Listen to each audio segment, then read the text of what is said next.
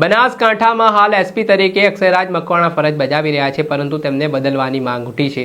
આ માંગ કરી રહ્યા છે કોંગ્રેસના બનાસકાંઠાના સાંસદ જ્ઞાનીબેન ઠાકોર અને વડગામના કોંગ્રેસના ધારાસભ્ય જિગ્નેશ મેવાણી। આ મામલાને લઈને સાંસદ અને ધારાસભ્ય દ્વારા ગુજરાતના મુખ્યમંત્રી ભૂપેન્દ્ર પટેલને એક પત્ર લખવામાં આવ્યો છે। ત્યાં પત્રમાં બનાસકાંઠા જિલ્લામાં મહિલા એસપીની નિમણૂક કરવામાં આવે, એક નિષ્ઠાવાન તટસ્થ કડક અધિકારીની નિમણૂક કરવામાં આવે તે પ્રકારની માંગ તેમણે પત્રમાં કરતા ફરી એકવાર રાજકીય મામલે ખળબળાટ મચી ગયો છે।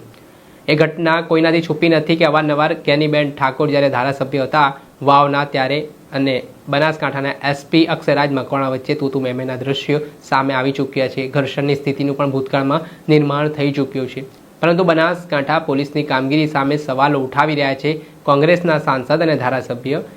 તે મામલે હવે મામલો ગૂંચવાયો છે।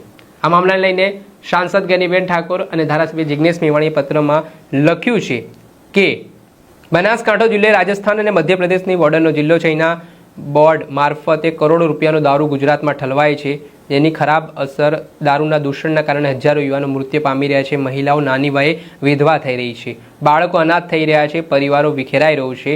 આ બદીઓને કારણે બેન દીકરીઓ સલામત નથી, તો મહિલાઓની વેદના સમજી આ મામલે નિષ્ઠાવાન પ્રમાણિક મહિલા એસપી બનાસકાંઠા જિલ્લામાં મૂકવામાં આવે તે પ્રકારની વાત પત્રમાં કરવામાં આવી છે। તેને લઈને હાલના વર્તમાન એસપી અક્ષયરાજ મકવાણાની કામગીરી સામે પણ સવાલ ઉઠવી રહ્યા છે। એક તરફ ગુજરાતમાં દારૂબંધીના દાવાઓ કરવામાં આવી રહ્યા છે, બીજી તરફ જે રીતે સાંસદ જ્ઞાનીબેન ઠાકોર અને કોંગ્રેસના વડગામના ધારાસભ્ય જિગ્નેશ મેવાણીએ ગુજરાતના બનાસકાંઠામાં રાજસ્થાન અને મધ્યપ્રદેશ બોર્ડરમાંથી બેફામ દારૂ ઠલવાતો હોય તે પ્રકારનો આરોપ તેમણે પત્રમાં કર્યો છે, તેને લઈને અનેક પ્રકારની ચર્ચાઓ વેગવાન બની છે।